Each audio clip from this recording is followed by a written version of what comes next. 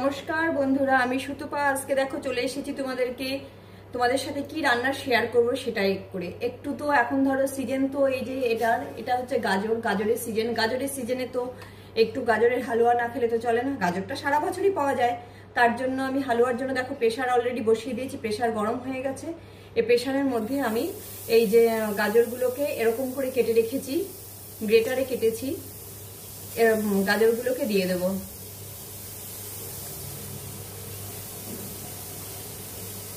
গাজরের হালুয়া একটু না খেলে তো হবে না, গাজরের হালুয়া তো খেতেই হবে। আর এখন হচ্ছে গুড়ের সিজন, খেজুরের গুড়ের সিজন, তাই একটু খেজুরের গুড় দিয়েই এই হালুয়াটা করব। সেই কারণে দেখো এর মধ্যে আমি কি দিচ্ছি। প্রথমে দেব এই যে চামচটা, এই চামচের 1 চামচ ঘি দিয়ে গাজরটাকে ভালো করে একটু নেড়ে নেব। পুরো ঘি দিয়ে ভালো করে ভাজবো গাজরটাকে।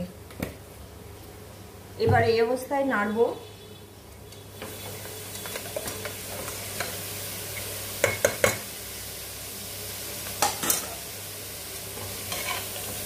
ঘি দিয়ে গাজরটা নাড়লে হবে কি, গাজরের যে স্মেলটা সেটা কমে যাবে, এবং গাজরের স্মেলটা কমে গেলে না, ঘি দিয়ে ভাজলে ভালো লাগে খেতে, খুবই ভালো লাগে, সুস্বাদু লাগে খেতে। একটু রিচ হয়ে যায় ঠিকই, কিন্তু খেতে ভালো লাগে। তো এই দেখো এই অবস্থায় একটুখানি নেড়ে নিলাম, 2-3 মিনিট নেড়ে নিয়েছি। গাজরের রংটা চেঞ্জ হওয়া শুরু করে দিয়েছে। এবার পুরো চেঞ্জ হতে দেবো না, তার আগেই এর মধ্যে আমি এই যে যেটা মিষ্টি যেটা দেবে, আমি একটু গুড় দিয়ে করব, খুব বেশি লাগবে না গুড়, গাজর তো এমনি মিষ্টি, তাই এইটুকুতেই হয়ে যাবে। মিষ্টি যে যা দেবে সেটা দিয়ে দিতে হবে। কারণটা হচ্ছে না হলে গাজরটা গলে যাবে, গাজরকে গলতে সুযোগ দেবো না, গলার আগেই গাজরের মিষ্টিটা দিয়ে দেবো। একটু রং চেঞ্জ হওয়া শুরু হলেই দিয়ে দেবো। আর এখানে অল্প একটু লবণ দেবো, যে কোনো মিষ্টি জাতীয় জিনিসে অল্প একটু লবণ দিলে ভালো হয়। এই যে এইটুকু দেবো।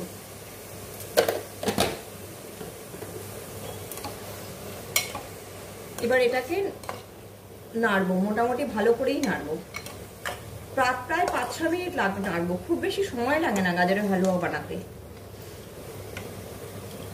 এই যে দেখো মিশে গেছে মোটামুটি। এই অবস্থায় দেবো কিছুটা, যে যেমন পারবে, ড্রাই ফ্রুট। আমি শুধু কাজুই দেবো, আমার বাড়িতে অন্য ড্রাই ফ্রুট অতটা পছন্দ করে না সবাই, কিশমিশ দেওয়া পছন্দ করে না খুব বেশি, সেই কারণে আমি শুধু কাজুই দেবো। কাজুগুলোকে একটু ভেঙে নিয়েছি। যতটা ড্রাই ফ্রুট দেবে তত টেস্ট হবে। অনেকটাই দিয়ে দিলাম, আর 1 মুঠ দিয়ে দিই।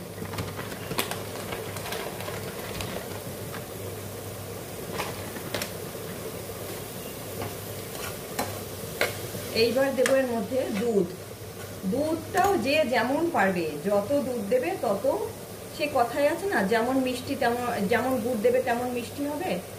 সেই দুধ যতটা দেবে, আর এই শুকনো দুধ তো এটা একটু গ্যাসটা কমিয়ে দেবে। আমি শুকনো দুধ দেবো, কেন শুকনো দুধ দিলে গাজরের হালুয়াটা শুকনো শুকনো হবে বেশ।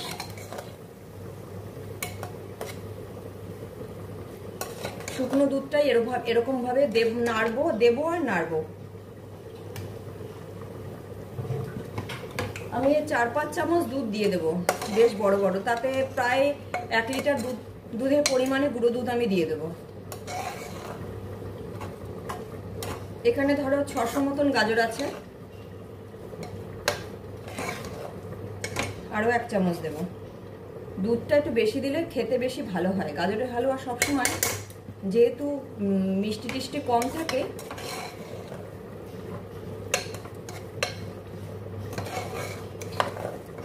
এইবার এটাকে এইভাবেই একটু ঢাকা দিয়ে এ করবো। ঢাকা দেবো না, আমি এই ঢাকা দিয়ে বলছি, প্রেসারটা আটকে একটু 10 মিনিট রেখে দেবো, তাহলে দুধটা বলো গাজর বলো সব ভালোভাবে হয়ে যাবে। এই অবস্থায় প্রেসারটা আটকে গ্যাসটা কমিয়ে রেখে দেবো কিছুক্ষণ, মিনিট 10 মিনিট না, 5-6 মিনিট রাখবো। এই দেখো এটা হয়ে গেছে। ওই যে পুরো 6 মিনিট একদম গ্যাস করে রেখেছি, প্রেসার আটকে রেখে দিয়েছিলাম। এটা পুরো কমপ্লিট, এটা আর কিচ্ছু করতে হবে না। এতে দুধগুলোও কাঁচা নেই, আর কিচ্ছু কাঁচা নেই।